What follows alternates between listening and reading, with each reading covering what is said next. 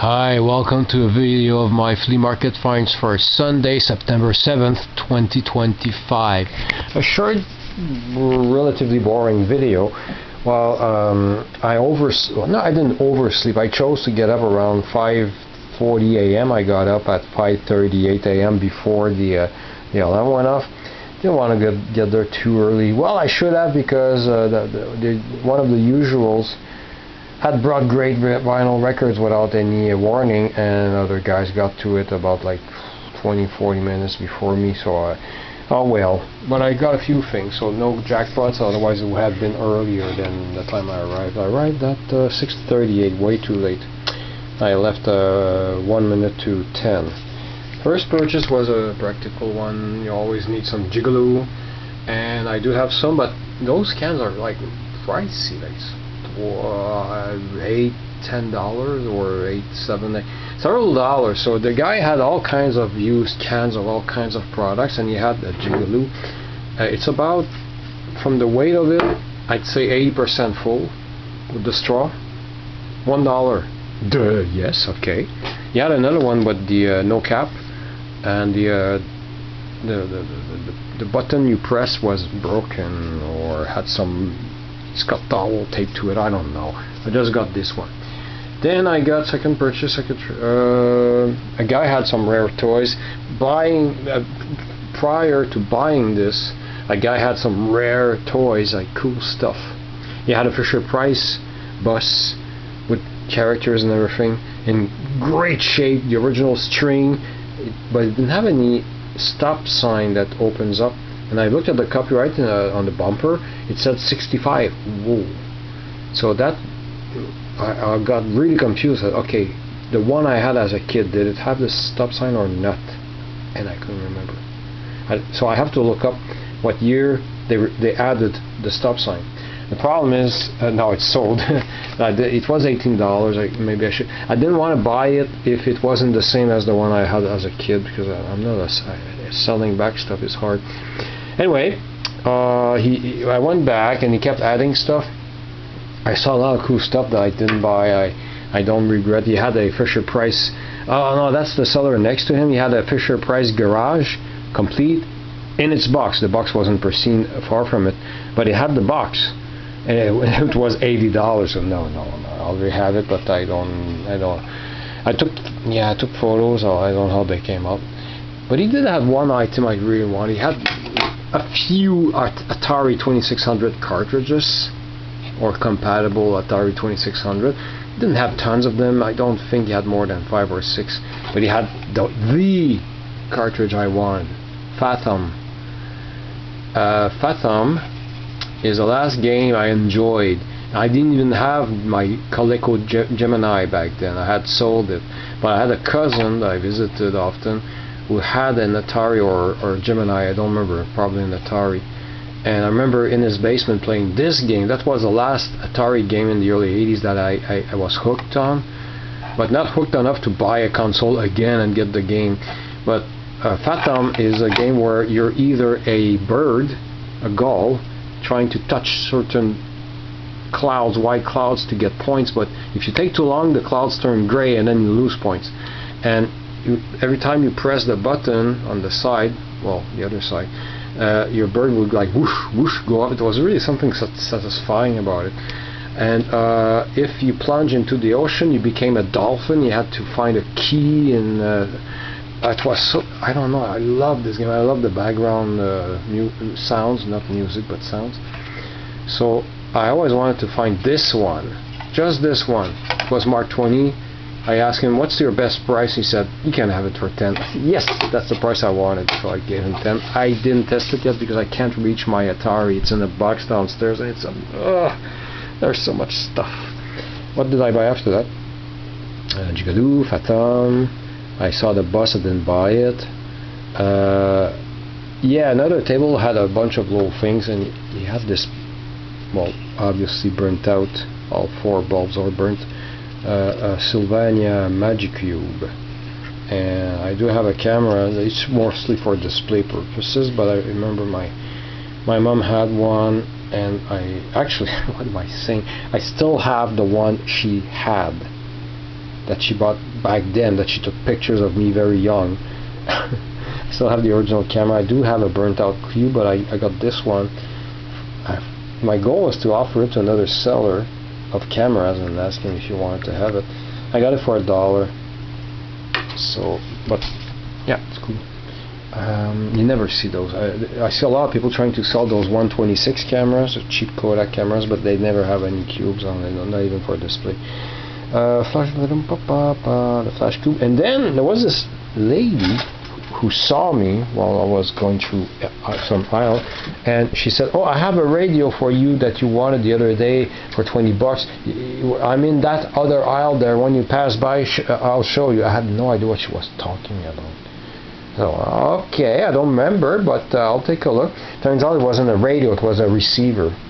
And it came back to me slowly, and I saw it. I said, oh yeah, I vaguely remember. The problem is probably the day I wanted to offer 20 because she wanted 30 for it. And obviously she didn't sell it because it was there this morning, but she wanted to sell it for 20 because I offered 20. And I wasn't fast enough to think, and I could have come up with a story like, oh, I'm sorry, I already got something else in the meantime. Well, I can offer you 15. Well, it sounds like a double-crossing scheme thing, but not really. After I did say, well, I offered 20, but I'll give you 20 then, I guess. I paid 20. It's a realistic STA 115 AM FM stereo receiver. Before I go into details about it, she did say there was somebody earlier, he offered 10, but I decided to put it aside and look for you first, and at least I got it. But after she told me that before I gave her the 20.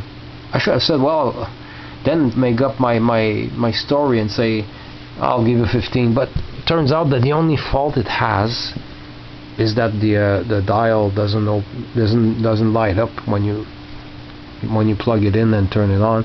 But you do have a little red light at the end of the station seeker that's about here. Can't even see it when it's off, I just realized. But you have a nice red light that turns on when it's on, so that's enough for me. The only thing I didn't test earlier on it was the let me think. I tested the tape monitor input, the loudness, mono, high filter. This I'm not sure what it does. 30 hertz cut. I tested AM FM without an FM antenna. You can still catch some stations, but it wasn't stereo. I probably can hook I don't listen to radio that much. The only thing I didn't test was phono input. I don't see why it would not work. Balancer, a little bit of contact cleaner would work fine. Actually, it doesn't need that much if I don't touch it. I had only one speaker to plug on. I was too busy to connect a pair of them. So there is A and B speakers. I've tested all 4 outputs. Perfect, and it sounds great. I love it. It's only 22 RMS. I don't care. That's enough. That's plenty for me. So for $20, I'm really glad. I'm really happy. Realistic people made fun of Radio Shack. They called it Radio Scrap here in Quebec. And apparently RS was changed to Tandy in Australia. Told me that they didn't have the RS logo. It was Tandy because RS in Australia stands for rat shit. Because I was in Australia, I heard, I talked about differences when I went to Australia in 2004, sorry. I thought that was pretty interesting. So that was my big purchase of the day. After I got this $20 receiver, I got something that I cannot show you because I don't have it anymore. A $3 CD player by a Samsung CD player. And when I went back to my car, it didn't work. Because I now carry a lithium battery, a Coleman battery, and I bring it along with me in the car. I leave it in the car to test any electronics I would buy, and I did test that. And while I was still there in the car, I saw that it lit up. That's all I could test. It was perfect. So I tested the CD player. It never powered up. So forget about ejecting, opening the door. So I brought it back, and a little bit later I got my refund. One guy had some records, nothing for me in the LPs, but he had a small little case, not even a quarter full, a case of 45s, a little, a carrying case. and it had maybe this many 45s, and I only picked these three. He had like, I don't remember exactly how many, maybe half a dozen of these Capitol Records 45s from the 50s, all clean. I wanted them just for the sleeves, because I know I have some Andrew Sisters 45s on Capitol Records. I would have sleeved them up in all these beautiful clean sleeves. And this one I got, Fever by Peggy Lee. I played it earlier. Damn, it's never played. It's brand new. I think it's new old stock. It's impossible it's ever been played in a record on a record player. I should have bought everything else, but it was all like titles I didn't care too much for. Frank Sinatra, Nat King Cole, Four Preps. I don't remember. Some saxophone lounge music 45. I forgot the name. Something Plus. I'm not sure. But they're so clean and so cool to find new old stock like that. I should have bought the whole stack. I really regret taking only one. It's too late now. Unless he shows up next week and he still has them. I got this one. That's the first one I picked. Queen, A Kind of Magic. European pressing. It has A Kind of Magic and A Dozen Red Roses for My Darling. It's from a movie, Highlander, which I haven't seen. 1986, and plays flawlessly. I had to get it because I don't know their 80s stuff well enough to know if both tracks are on an LP or not. So I have, as I'm recording this, I haven't checked yet if it is on.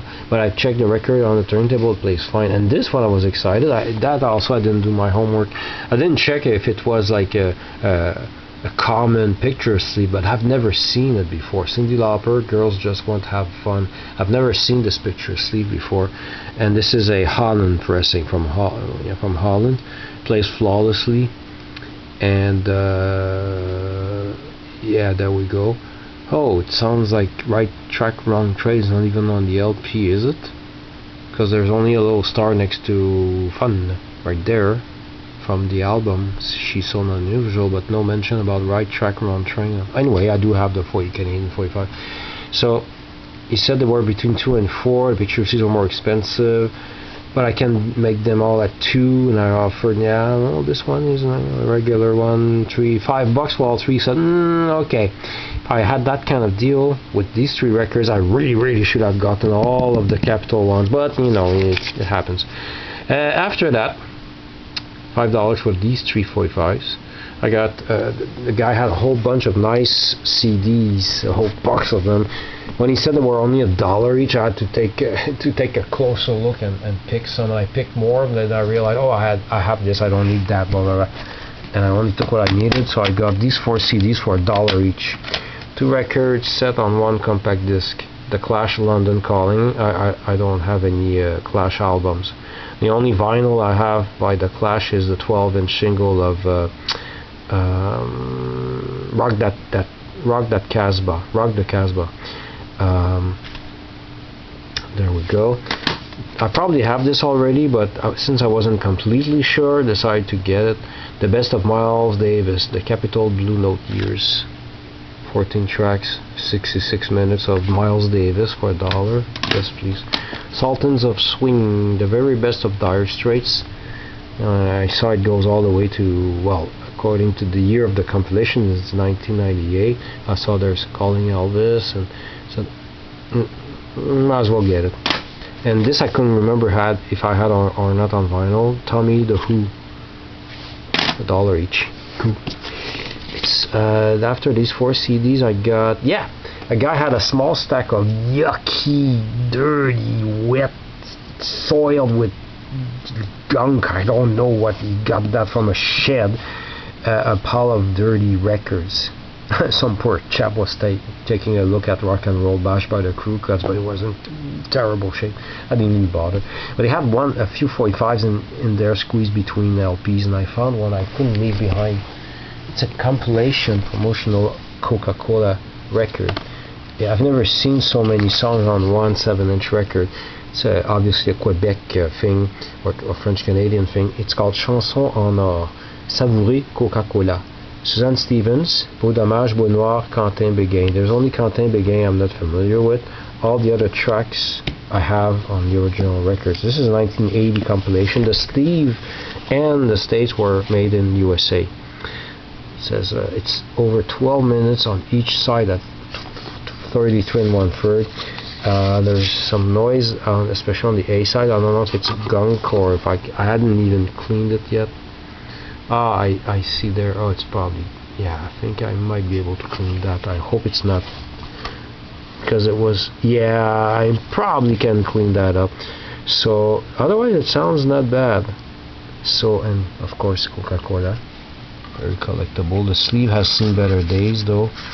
Little spots of, yeah, probably if I can find old plastic I'll keep it isolated from the other records. So I got this for $1. So yeah, I'm glad I got this despite the condition of the sleeve. After this one, yeah, Road 45, but it's a 33. And then it's when I got my $3 back for the CD player. And then the last purchase, I had passed it between what I'm about to show is my last purchase of the day. I saw it between between this thing. Then I bought the CD player that's broken. Then I passed on the item I'm about to show. It was $5. Then I got for $5 these 345. So what is that object? Well, I got it because remember, here this is Canada. We don't have many or at all any Dunkin' Donuts left, so I wanted some memorabilia of Dunkin' Donuts. There was one in my neighborhood. I didn't go often. It's a beautiful, thick, little coffee mug. I wonder even if it's a coffee mug because it's so small. I can't use it because I drink 1 cup of hot water with some ginger in it. This contains about half a cup. Maybe you can have 3/4 of a cup if you really put it like on the edge, so it's too small. But it's a nice display image. I love it. $4. I offered $4. Said yeah, sure, you can have it for $4 instead of $5. I always say I have the exact change, so they don't have to look for money. Anyway, I digress. So no bad purchases today. That's pretty rare. Yeah, I did miss some cool records. They couldn't name me one single record, the seller that I arrived too late to this morning. So I don't know what I missed. So I think they know better than telling me what I missed. I hope there weren't any Zappas in there. So thanks for watching. Here.